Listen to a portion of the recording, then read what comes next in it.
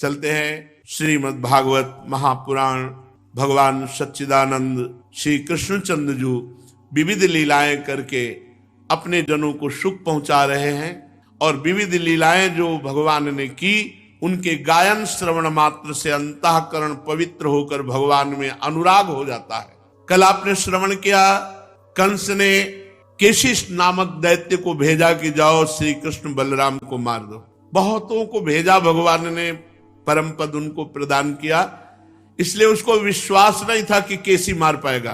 तुरंत अक्रूर जी को बुलाया और हाथ पे हाथ रख के कहा, अक्रूर जी आप हमारे आत्मीय हैं, परम मित्र हैं, तुम किसी भी बहाने से कि मथुरा का बहुत श्रृंगार किया गया है और सुंदर धनुष यज्ञ है, बहुत सुंदर सुंदर देखने योग्य है, आप उनको फुसला कर ले आओ श्री कृष्ण बलराम को। और मारने के लिए कुलिया पेड़ हाथी प्रथम द्वार पर, फिर अखाड़ा खुदवा रखा था, मुष्टिक चाणूर आदि को आदेश दे दिया, आते ही उनको मार डालना। हर समय श्री कृष्ण चिंतन उसका होता था भय से, इतना भयभीत हो गया था कि हर समय कृष्णाकार वृत्ति उसकी रहती। धन्य है ऐसा भय भी, बलिहारी ऐसे भय की जो भगवत चिंतन में लगा दे। तो कंस का भेजा हुआ केशी नामक दैत्य आया, उसने घोड़े का रूप, जो केशी घाट अपने वृंदावन में है वहीं उसका उद्धार हुआ, घोड़े का रूप रख करके दौड़ता हुआ आया। वो अपनी टापों से ब्रजभूमि को खोदता रहा था, बड़ा विशाल काय था, गर्दन जब ऐसे घुमाता बाल छितराते तो बड़ा भयावह दिखाई देता। हिनहिनाहट से पूरा ब्रज कांप गया, बड़ी बड़ी आंखें, मुंह क्या था मानो किसी वृक्ष का बड़ा भारी खोड़र हो, उसे देखने से ही डर लग रहा था। बड़ी मोटी गर्दन, शरीर विशाल, काली काली बादल की घटा सी, उसमें जो बाल गर्दन में थे, उसकी नियत में श्री कृष्ण को मारने का पाप था, मैं श्री कृष्ण को मारूंगा। वो ऐसा करना चाहता था कि जिससे उसके स्वामी कंस प्रसन्न हो जाए, मानो भूकंप आ गया हो, ऐसे वेग से वो ब्रज में आया। तम त्राश्रयन्तम भगवान स्वगोकुलम तद्धेसितैर्बाल विघूर्णिताम्बुदम्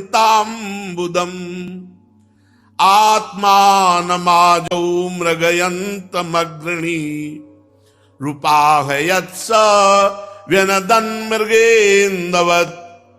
भगवान श्री कृष्ण ने उसकी हिनहिनाहट सुनी और देखा हमारे ब्रजवासी जन भयभीत हो रहे। वो ऐसे पूंछ घुमा रहा था मानो बादलों को तितर बितर कर रहा हो, और वो श्री कृष्ण को खोज रहा था। भगवान समझ गए केशी नामक दैत्य है, कंस के द्वारा भेजा गया है। भगवान स्वयं उसके सामने आ गए, सिंह के समान गरज कर ललकारा। भगवान श्री कृष्ण को सामने देख करके वो और अपना बल प्रदर्शन किया, क्योंकि इन्हीं की खोज कर रहा था। भगवान की ओर मुख फैला करके दौड़ा, मानो भगवान को खा जाएगा।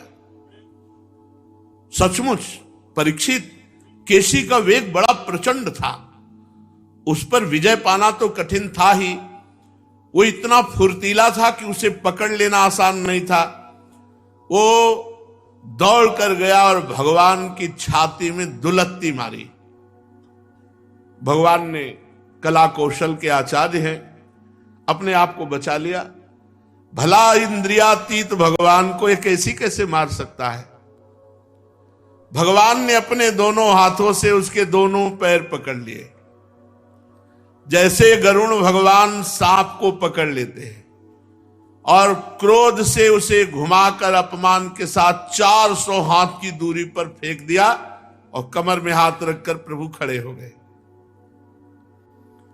400 हाथ दूर जाने पर तो बेहोश हो गया। थोड़ी देर में जब होश आया तो फिर उठ खड़ा हुआ।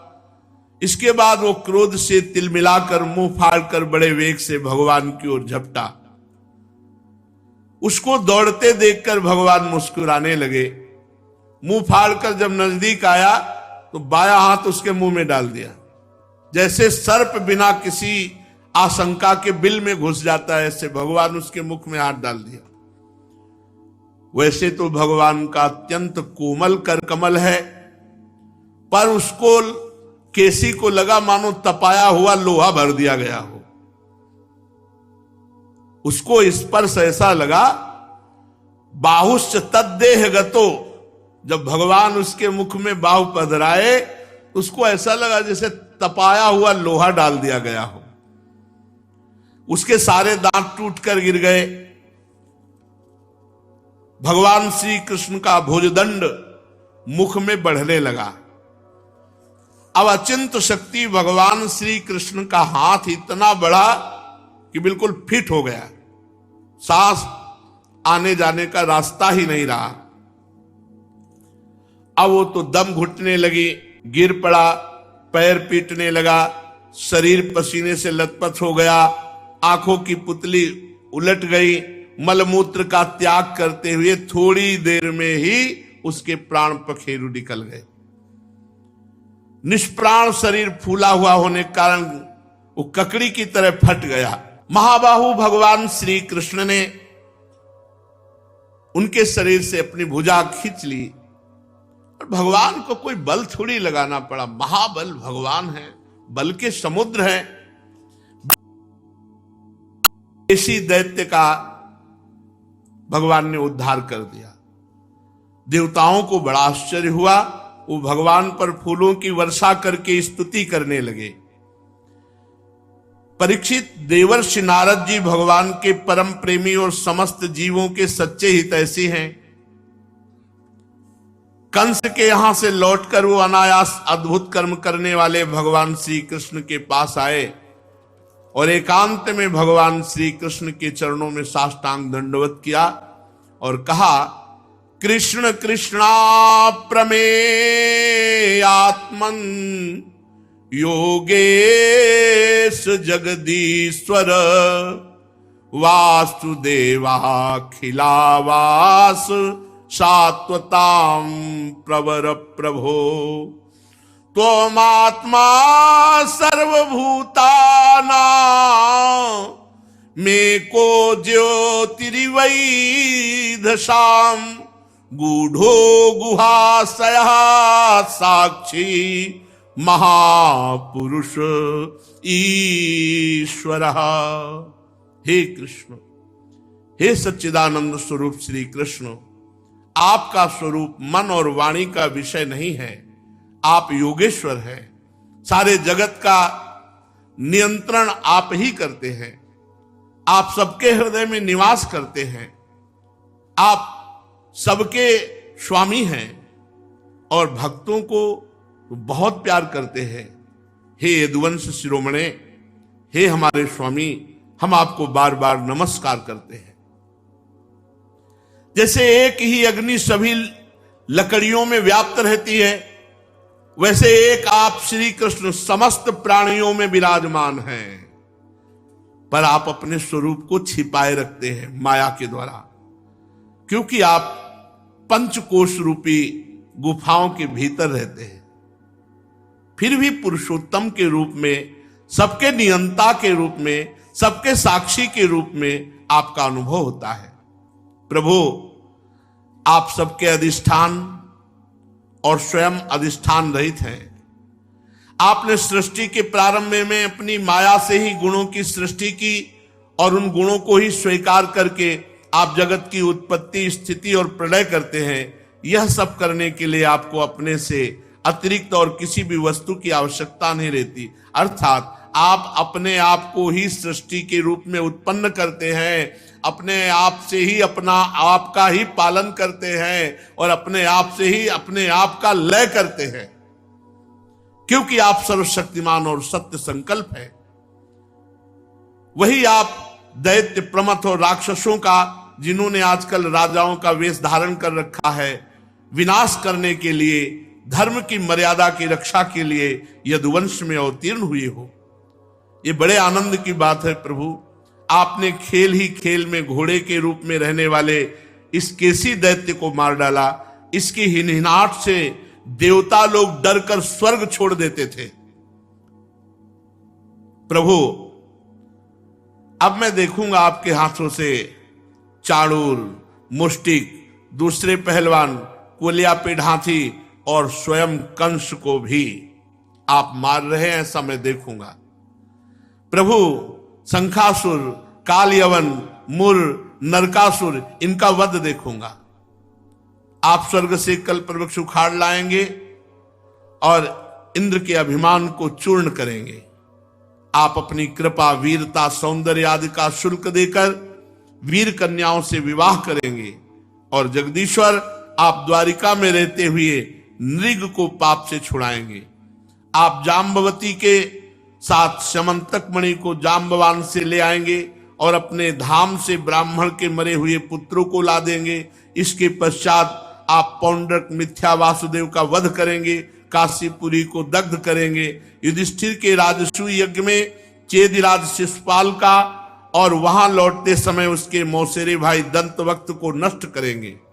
प्रभु, द्वारिका में निवास करते समय आप और भी बहुत से पराक्रम और लीलाएं करेंगे, जिन्हें पृथ्वी के बड़े बड़े ज्ञानी और प्रतिभाशील पुरुष आगे चलकर गाएंगे। मैं वो सब देखूंगा। इसके बाद पृथ्वी का भार उतारने के लिए काल रूप से अर्जुन के सारथी बनेंगे और अनेक अक्षौणी सेना का संहार करके ये सब मैं अपनी आंखों से देखूंगा। प्रभु, आप विशुद्ध विज्ञान घन हैं। आपके स्वरूप में और किसी का अस्तित्व तो है ही नहीं, आप ही आप हैं। आप नित्य हैं, निरंतर हैं। अपने परमानंद स्वरूप में आप स्थित रहते हैं, इसलिए सारे पदार्थ आपको नित्य प्राप्त है। आपका संकल्प अमोघ है। आपकी चिदानंदमयी शक्ति के सामने माया और माया से होने वाला यह त्रिगुणमय संसार चक्र नित्य निवृत्त है, कभी हुआ ही नहीं। ऐसे आप अखंड एक रस सच्चिदानंद स्वरूप निरतिशय ऐश्वर्य संपन्न भगवान की मैं शरण ग्रहण करता हूं। हे अंतर्यामी, हे नियंता, हे श्री कृष्ण, आप परम स्वतंत्र हैं। जगत और उसके अशेष विशेषों, भाव अभाव रूप सारे भेद विभेद ये केवल कल्पना है, केवल आप ही आप हैं। यही है आखिरी स्थिति, जब समझ में आ जाए केवल आप ही आप हैं। हे श्री कृष्ण, मैं आपको नमस्कार करता हूं। श्री सुखदेव जी महाराज कहते हैं, परीक्षित, भगवान के परम प्रेमी भक्त देव ऋषि नारद जी ने जब इस प्रकार भगवान की स्तुति और प्रणाम किया, भगवान के दर्शनों के आह्लाद से नारद जी का रोम रोम खिल उठा। तदनंतर भगवान की परिक्रमा करके साष्टांग दंडवत करके उनकी आज्ञा प्राप्त करके देवर्षि नारद चले गए। इधर भगवान श्री कृष्ण केसी को मार करके उद्धार किया। प्रेमी एवं प्रसन्न चित्त ग्वाल बालों के साथ पूर्वत गौवें चराने लगे, ब्रजवासियों को परमानंद वितरण करने लगे। एक समय सब ग्वाल बाल पहाड़ की चोटियों पर गाय आदि को चरा रहे थे। कुछ चोर और कुछ रक्षक बनकर छिपने और छिपाने का लुका लुकी का खेल खेल रहे थे। कुछ ग्वाल बाल चोर बन जाते, कुछ रक्षक बन जाते, कुछ भेड़ बन जाते, ऐसे निर्भय होकर खेल रहे थे। उसी समय व्योमासुर नाम का जो मायासुर का पुत्र था, वो ग्वाल का वेश धारण करके आया। उसने विचार किया कैसे इनको मारे, श्री कृष्ण और बलराम को। बड़ा मायावी था वो, खेल में कोई जान न पावे इसलिए वो चोर बनता। जैसे सब कुछ सखा चोर बन रहे थे, कुछ भेड़ बन रहे थे, कुछ उनके रक्षक बन रहे थे। वो जो भेड़ बने हुए बच्चे खेल रहे थे सखा, वो उनको चुराकर छिपाता। महान असुर बार बार उन्हें ले जाकर एक पहाड़ की गुफा में डाल देता और एक दरवाजा की बड़ी चट्टान ढक देता। इस प्रकार ग्वाल बालों में केवल 4-5 सखा ही रह गए। भक्तवत्सल भगवान ने देखा है क्या हो रहा है, सब सखा कहां गए। जिस समय वो ग्वाल बालों को लिए जा रहा था, उसी समय जैसे सिंह भेड़ियों को दबोच ले, उसी प्रकार उसे धर दबोचा। व्योमासुर बड़ा बली था, उसने पहाड़ के समान अपना असली रूप प्रकट कर दिया और चाहा कि अपने को छुड़ा ले, परंतु भगवान श्री कृष्ण की पकड़ से वो कैसे छूट सकता था। भगवान ने दोनों हाथों से जकड़कर उसे भूमि में गिरा दिया और उसका गला दबाकर उसका उद्धार कर दिया। विमान पर चढ़कर देवता लोग पुष्पों की वर्षा करने लगे। फिर भगवान श्री कृष्ण ने गुफा के द्वार पर लगे हुए चट्टानों के पिहान को तोड़ डाला और अपने सखाओं को संकटपूर्ण स्थान से निकाल लिया। बड़े बड़े देवताजन भगवान की स्तुति करने लगे। केशी और व्योमासुर का वध हुआ। कंस ने अक्रूर जी को भेजा था, तो महामती अक्रूर जी पूरी रात नींद नहीं आई। कभी ऐसा चिंतन करते कि श्री कृष्ण और बलराम को लाकर यहां मैं उनको संकट में तो नहीं फंसा दूंगा। नहीं नहीं, भगवान को कौन सा संकट, मैं उनको प्रेम से लाऊंगा। किसी की ताकत नहीं कि उनको संकट में डाल सके, पर कहीं ऐसा ना हो जाए। वो पूरी रात नहीं सोए। और दूसरा चिंतन चलता कि अहो भाग्य, मैं आज सुबह जाऊंगा और भगवान के दर्शन पाऊंगा। ओहो भाग्य। दो प्रकार का चिंतन। कभी एक भयावह चिंतन आता, अतिशय प्रीति में संदेह जागृत हो जाता है। अधिक प्रीति मन भा संदेहा, कि कहीं मैं निमित्त तो नहीं बन जाऊंगा प्रभु को दुख पहुंचाने का। मैं उनको ला रहा हूं और कंस कहीं कोई अहित कर दे। एक ये चिंतन चलता, एक ये चिंतन चलता, अहो भाग्य, मैं भगवान के दर्शन पाऊंगा। पूरी रात नींद नहीं आई। प्रातः काल होते ही रथ पर सवार हुए और जहां श्री कृष्ण बलराम थे उधर चल पड़े।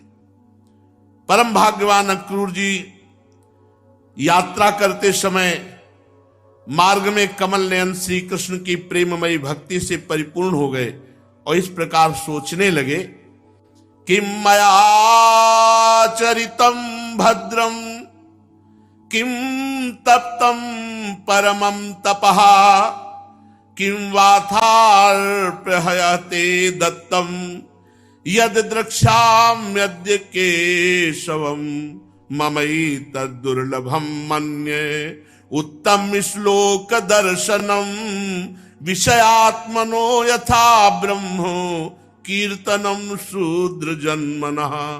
मैंने ऐसा कौन सा शुभ कर्म किया, कौन सी श्रेष्ठ तपस्या की। बस यहां प्रेम लक्षणा भक्ति जब जागृत होती है तो मैंने ऐसा किया ये बात ध्यान नहीं आती, कृपा आती केवल। मिश्रित भक्ति में बात आती, मेरे अहो भाग्य, मैंने कौन सा ऐसा पुण्य किया, कौन सा तप किया, कौन सा ऐसा दान दिया जिसका फल मुझे मिल रहा है कि मैं श्री कृष्ण का दर्शन करूंगा।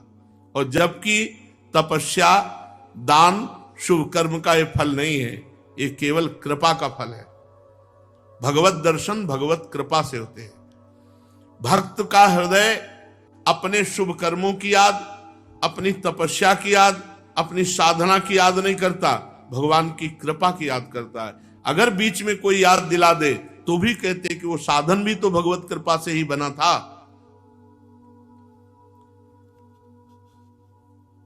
फिर एकदम भाव बदला, कृपा ने क्षेत्र बदला चिंतन का। मैं तो बड़ा विषयी हूं, अब आया सही चिंतन।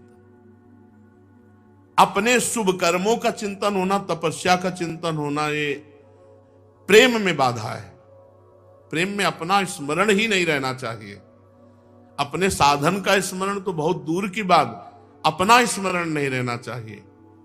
इसीलिए प्रेम रस में प्रवेश पाने के लिए कहा सर्वेषु साधन वरेषु चिरम निराशा। यह भी बाधा पहुंचा देता है साधना का अहम। अब देखो बदला, मैं बड़ा विषयी हूं, ऐसी स्थिति में बड़े बड़े सात्विक महापुरुष जिनके गुणों का ही केवल गान करते हैं, दर्शन पाना बड़ा कठिन है, उन श्री कृष्ण का दर्शन मेरे लिए बहुत दुर्लभ था, बहुत दुर्लभ। ये सुलभ कैसे हो गया? इसका मतलब भगवान की मुझ अधम पर कृपा, ये बात आ गई। अब सही, तभी प्रेम का रसास्वादन होगा। ओहो, ये तो कृपा हो गई श्री कृष्ण की। ये सही चिंतन चल रहा। मैवम ममाधमस्यापि स्यादेवाच्युत दर्शनम, मुझ अधमा अधम को भगवान का दर्शन। पहला चिंतन क्या हुआ? कौन सा तप किया, कौन सा पुण्य किया, कौन सा दान किया, कौन सी साधना की जिसके फल में श्री कृष्ण? नहीं, तुरंत बदला चिंतन। और मैं अधम, मैं विषयी, भला मुझको श्री कृष्ण का दर्शन, ये तो कृपा है। जैसे नदी में बहते हुए तिनके कभी कभी लहरों के द्वारा किनारे लग जाते हैं, तिनके का कोई बल नहीं कि वो तैर कर किनारे आया है। ऐसे ही भगवान की कृपा प्रवाह में इस संसार से अलग होकर आज मैं भगवत साक्षात्कार करूंगा अवश्य ही। ममाद्यामंगलम नष्टम फलवाश्चैव में भवः, आज मेरे सारे अमंगल नष्ट हो गए, क्योंकि आज मैं भगवान के धाम जा रहा हूं, भगवान के दर्शन करूंगा। आज मेरा जन्म सफल हो गया, फलवाश्चैव में भवः, संसार में आना मेरा सफल हो गया। यही है संसार में आने का फल, भगवत साक्षात्कार। क्योंकि आज मैं भगवान के चरण कमलों में साक्षात नमस्कार करूंगा। यन नमस्ते भगवतो योगी ध्येयांग पंकजम। ओहो, पहले तो मैं सोच रहा था कि कंस ने मुझे छल पूर्वक भेजा है, पर आज मुझे लग रहा है कि कंस ने मेरे ऊपर कृपा की है। कंस के भेजने से ही तो मैं परब्रह्म परमात्म तत्व स्वरूप भगवान श्री कृष्ण के चरण कमलों का दर्शन पाऊंगा। जिनके नखमंडल की कांति का ध्यान करके पहले युगों के ऋषि महर्षि इस अज्ञान रूप अपार अंधकार राशि को पार कर चुके, वही भगवान अवतार ग्रहण किए हुए हैं कृष्ण रूप में। आज मैं उनका दर्शन पाऊंगा। यदर्चितम ब्रह्म भवादिभिः सुरैः श्रिया च देव्या मुनिभिः ससात्वतैः गोचारणायानुचरैः शरद्वने यद्गोपिकानां कुचकुंकुमांकितम। ओहो, भगवान ब्रह्मा, भगवान शंकर, इंद्रादि बड़े बड़े देवता जिनकी उपासना करते हैं, स्वयं भगवती ये लक्ष्मी जी एक क्षण के लिए जिनकी सेवा नहीं छोड़ती, प्रेमी भक्तों के साथ बड़े बड़े ज्ञानी भी जिनकी आराधना में संलग्न रहते हैं, वही भगवान गौचारण करते हैं, ग्वाल बालों के साथ वन वन में फिरते हैं। वही सुर मुनि वंदित श्री चरण गोपियों के वक्षा स्थल पर लगी हुई केसर से रंग जाते हैं, चिन्हित हो जाते हैं। बड़ी कृपा में आज उनका दर्शन करूंगा। अक्रूर जी का चिंतन चल रहा है और रथ चल रहा है वृंदावन की तरफ। मरकतमणि के समान सुस्निग्ध कांतिमान, ओहो, उनके कितने कोमल कपोल हैं। चिंतन, धन्य है, धन्य है जिनका चिंतन हो रहा है भगवान का, धन्य जीवन है।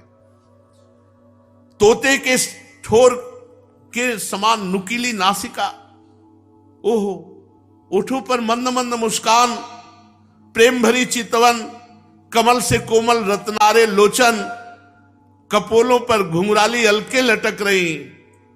ओह, मैं प्रेम और मुक्ति के परम दानी श्री मुकुंद भगवान श्री कृष्ण के मुख का दर्शन करूंगा। हाँ हाँ, आज अवश्य दर्शन होगा, क्योंकि हरिण मेरी दाईं ओर से निकल रहे। श्री भगवान पृथ्वी का भार उतारने के लिए स्वेच्छा से मनुष्य की सी लीला कर रहे हैं। वे संपूर्ण लावण्य के धाम है, सौंदर्य की मूर्तिमान निधि है। आज मुझे उन्हीं के दर्शन होंगे, अवश्य होंगे। आज मुझे सहज आंखों का फल मिल जाएगा। आंखों का फल क्या है? भगवत साक्षात्कार हो जाए। भगवान इस कार्य कारण जगत के दृष्टा मात्र है, और ऐसा होने पर भी दृष्टापन का अहंकार उन्हें छू तक नहीं गया। उनकी चिन्मयी शक्ति से अज्ञान के कारण होने वाला भेद भ्रम अज्ञान सहित दूर से ही निरस्त रहता है। भगवान श्री कृष्ण अपनी योग माया से ही अपने आप में भ्रू विलास मात्र से प्राण, इंद्रिय और बुद्धि आदि के सहित अपने स्वरूप भूत जीवों की रचना कर लेते हैं। आज वृंदावन की कुंज निकुंजों में भगवान विविध लीलाएं कर रहे हैं। जो भगवान का नाम गुण कीर्तन करता है उसके सारे पाप नष्ट हो जाते हैं। ये बात पकड़ लो, कलिकाल है और कोई साधन नहीं। भगवान की लीला कथा सुनना, भगवान का नाम कीर्तन करना, भगवान का नाम जप करना, जो बन जाए भगवान की सेवा पूजा, इसी से भगवत प्राप्ति है। समस्त पापों के नाशक भगवान के परम मंगलमय नाम, गुण, कर्म, जन्म, लीला, इनमें जो वाणी को लगाता है वो निष्पाप हो जाता है। दैवी संपदा जागृत हो जाती है, शोभा का संचार हो जाता है, सारी अपवित्रताएं धुलकर पवित्रता का साम्राज्य छा जाता है। परंतु जिसकी वाणी से भगवान के गुण, लीला और जन्म की कथाएं नहीं गाई जाती, वह तो मुर्दों को ही शोभित करने वाली वाणी होती है, होने पर भी नई के समान व्यर्थ है। आहा, जिनके गुणगान का ऐसा महात्म है, आज मैं उन भगवान का दर्शन करूंगा। अक्रूर जी मस्त हो रहे प्रेम में। आहा, श्री कृष्ण भगवान स्वयं यदुवंश में अवतीर्ण हुए। किस लिए? अपनी ही बनाई मर्यादा का पालन करने वाले श्रेष्ठ देवताओं का, भक्तों का, संत जनों का परम मंगल करने के लिए। वे ही परमेश्वरशाली भगवान ब्रज में निवास कर रहे हैं और ब्रज से संपूर्ण विश्व का यश विस्तार कर रहे हैं। ओहो, भगवान का यश कितना पवित्र है। संत जन, भक्त जन, बड़े बड़े ऋषि मुनि, देवतागण सदैव भगवान के मंगलमय यश का गान करते रहते हैं। इसमें संदेह नहीं कि आज मैं उन्हें देखूंगा। थोड़ी थोड़ी देर में कितनी पुलकन हो रही। ओह, इसमें संदेह नहीं कि आज मैं भगवान का दर्शन करूंगा। बड़े बड़े संत महात्मा, बड़े बड़े लोकपाल जिनके आश्रित हैं, उन सबके परम गुरु, परम रूप सौंदर्यशाली, तीनों लोकों के मन को मोह लेने वाले, आज भगवान का मैं दर्शन करूंगा। जो नेत्र वाले हैं उनके लिए आनंद की चरम सीमा, रस की चरम सीमा यही है कि इन नेत्रों से भगवान को निरख लिया जाए। स्वयं लक्ष्मी जी भी जो सौंदर्य की अधीश्वरी हैं, भगवान के दर्शन के लिए ललचाती रहती है। दर्शन पाते हुए भी दर्शन की भूख बढ़ती जाती है। हाँ हाँ, उन्हीं को मैं आज अवश्य देखूंगा, आज दर्शन करूंगा, क्योंकि आज मेरा वो मंगल प्रभात है। अनंत जन्मों में ऐसा प्रभात नहीं हुआ। आज मुझे बहुत सकून हो रहे हैं। मन अति हरस जनावन ते ही, आज देखी हो परम स्नेही। परम स्नेही यही, अनंत जन्म व्यतीत हो गए जिनसे बिछड़े ही, आज उनसे मिलूंगा। हाँ, तो जब मैं उन्हें देखूंगा, चिंतन देखो, चिंतन कितना बढ़िया चल रहा है। जब मैं उन्हें देखूंगा तब सर्वश्रेष्ठ पुरुष बलराम और श्री कृष्ण के चरणों में मैं तो कूद जाऊंगा, तुरंत उनके चरण पकड़ के लौट जाऊंगा, उनके चरण पकड़ लूंगा, बहुत देर तो छोड़ूंगा नहीं।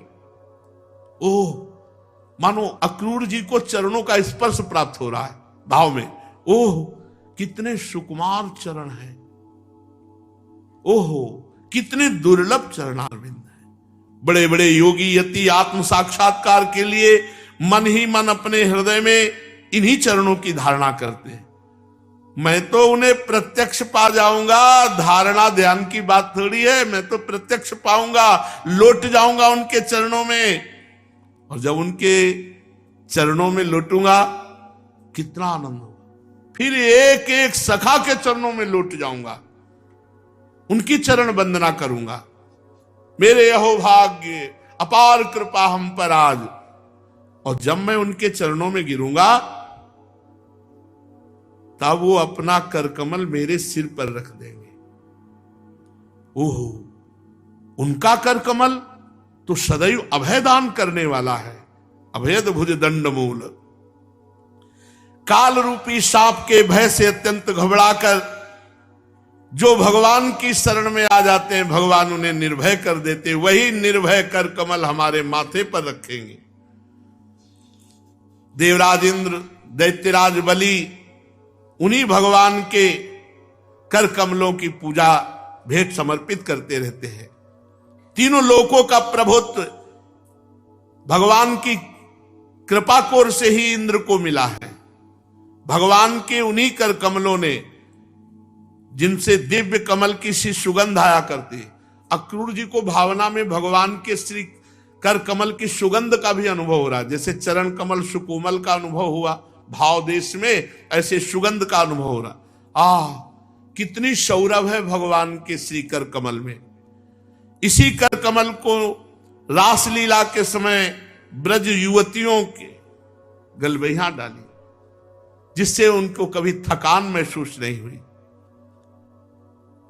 मैं कंस का दूत हूं, मैं उनके भेजने से उनके पास जा रहा हूं, कहीं वो मुझे शत्रु तो नहीं मान लेंगे। मैं ये सब सोच रहा हूं और इसके बिल्कुल उल्टा हो कि अरे कंस का भेजा हुआ या क्रूर जो है, ये जैसे औरों को कंस ने भेजा तो वैसे ही मुझे शत्रु तो नहीं मान लेंगे। अरे राम राम राम, मैं ऐसा क्या चिंतन करने लगा, वो चिंतने में डूबे। आप समझो मथुरा कितनी दूर है वृंदावन से। शाम के आप आए थे, शाम के। राम राम, ऐसा कदापि नहीं चिंतन करना चाहिए, क्योंकि श्री कृष्ण निर्विकार हैं। श्री कृष्ण अंतर्यामी, सबके हृदय की जानते हैं। श्री कृष्ण सम है, अच्युत है, सारे विश्व के साक्षी हैं। वे चित्त के बाहर भी हैं, चित्त के भीतर भी हैं। वे क्षेत्रज्ञ रूप से स्थित होकर अंतःकरण की एक एक चेष्टा को निर्मल ज्ञान के द्वारा देखते रहते हैं। नहीं नहीं, मुझे ऐसी शंका नहीं करनी चाहिए। हां, तो अवश्य मैं उनके चरणों में गिरूंगा और फिर विनीत भाव से हाथ जोड़कर खड़ा हो जाऊंगा। तब वो मुस्कुराते हुए दया भरी स्निग्ध दृष्टि से मेरी ओर देखेंगे। जहां वो मेरी ओर देखेंगे उसी समय मेरे जन्म जन्म के समस्त अशुभ संस्कार उसी क्षण नष्ट हो जाएंगे और मैं निस्संग होकर सदा के लिए परमानंद में मग्न हो जाऊंगा। मैं उनके कुटुंब का हूं, उनका अत्यंत हित चाहता हूं और उनके सिवा मेरा आराध्य देव भी कोई नहीं है। ऐसी स्थिति में वो अजान बाह अपनी बाहों से पकड़कर मुझे अपने हृदय से लगा लेंगे। आहा, जिस समय हृदय से लगाएंगे उस समय मेरा देह परम पवित्र हो जाएगा। परम पवित्र, दूसरों को भी पवित्र करने वाला बन जाएगा। उस समय जब भगवान मुझे अपने हृदय से लगाए होंगे, मेरे सारे कर्म बंधन छिन्न भिन्न हो जाएंगे। मैं अनादिकाल से भटक रहा था, आज मुझे परमात्मा की प्राप्ति होगी। हाँ, तो कह रहा था जब वो मेरा आलिंगन करेंगे और मैं हाथ जोड़कर सिर झुकाकर फिर खड़ा हो जाऊंगा, तब वो मुझसे कहेंगे, चाचा क्रूर जी। जब मुझे ऐसा संबोधन करेंगे तो उनके अमृत में शब्द मेरे कानों में जाएंगे। कितना अपार सुख होगा जब वो कहेंगे, चाचा क्रूर जी, मेरा जीवन सफल हो गया। भगवान श्री कृष्ण ने जिसको अपनाया नहीं,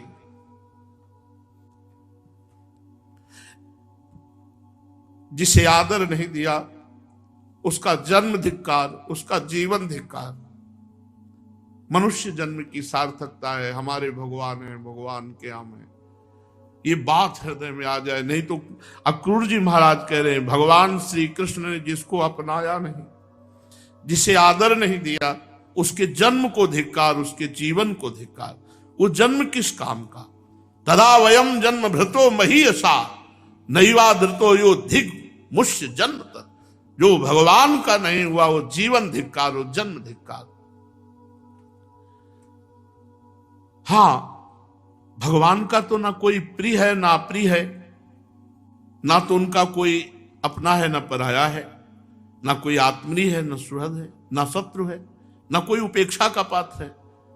फिर भी जैसे कल्प वृक्ष अपने निकट आकर याचना करने वालों को उनकी मुंह मांगी वस्तु देते ही हैं, वैसे ही भगवान श्री कृष्ण भी जो जिस प्रकार से भजता है उसी रूप में भजते हैं। अपने प्रेमी भक्तों से ही वो पूर्ण प्रेम करते हैं। ना तस्य कश्चित दयिता सुहृत्तमो ना चा प्रियो द्वेष उपेक्ष एव वा तथापि भक्तान भजते यथा तथा सुरद्रुमो यद्वदुपाश्रितोर्थदः ये यथा माम प्रपद्यन्ते तास तथैव भजाम्य हम। जो भगवान को जैसे भजता है वैसे ही भगवान भजते हैं। तो से तो बहुत प्रेम करते हैं। मैं उनके सामने विनीत भाव से सिर झुकाकर खड़ा हो जाऊंगा, बलराम जी मुस्कुराते हुए मुझे अपने हृदय से लगा लेंगे, फिर मेरे दोनों हाथ पकड़कर मुझे घर के भीतर ले जाएंगे, सब प्रकार से मेरा सत्कार करेंगे। इसके बाद मुझसे पूछेंगे कि कंस हमारे घर वालों के साथ कैसा व्यवहार करता है। श्री सुखदेव जी कहते, परीक्षित, स्वफल का नंदन अक्रूर मार्ग में इसी चिंतन में डूबे डूबे रथ से बैठे हुए, रथ चल रहा है, बस ध्यान में डूबे हुए, जिनके चरण कमलों की रज सभी लोकपाल अपने किरीटों के द्वारा सेवन करते हैं। अक्रूर जी जब पहुंचे तो वहां चरण चिन्ह दिखाई दिए श्री भगवान के, जिनमें कमल, यव, अंकुश आदि असाधारण चिन्ह। कूद पड़े रथ से, अरे ये तो मेरे स्वामी श्री कृष्ण के चरण चिन्ह हैं। उन चरण चिन्हों के दर्शन करते ही अक्रूर जी के हृदय में इतना आह्लाद हुआ, वे अपने को संभाल न सके, विह्वल हो गए। प्रेम के आवेग से उनका रोम रोम खिल उठा, नेत्रों से आंसू भर आए और वो रथ से कूदकर चरण चिन्हों में लौटने लगे। और ये मेरे प्रभु के चरण चिन्ह है, रज में लौटने लगे। परीक्षित, सत्य बात है, कंस के भेजने से लेकर यहां तक अक्रूर जी के चित्त की जैसी अवस्था रही, यही जीवों के देह धारण करने का परम लाभ है। अंदर ही अंदर भगवान का चिंतन। इसलिए जीव मात्र का यही परम कर्तव्य है, दंभ से नहीं, नाटक दिखावा नहीं, प्रेम से प्रभु की प्रतिमा, प्रभु के भक्त, प्रभु के चिन्ह, प्रभु की लीला स्थली, इनका पूजन किया जाए, इनमें आसक्ति बढ़ाई जाए और भगवान का स्मरण किया जाए, जिससे भगवान का दर्शन हो जाए। यही मनुष्य जीवन का परम लाभ। शेष चर्चा आगे। श्री राधा वल्लभ लाल।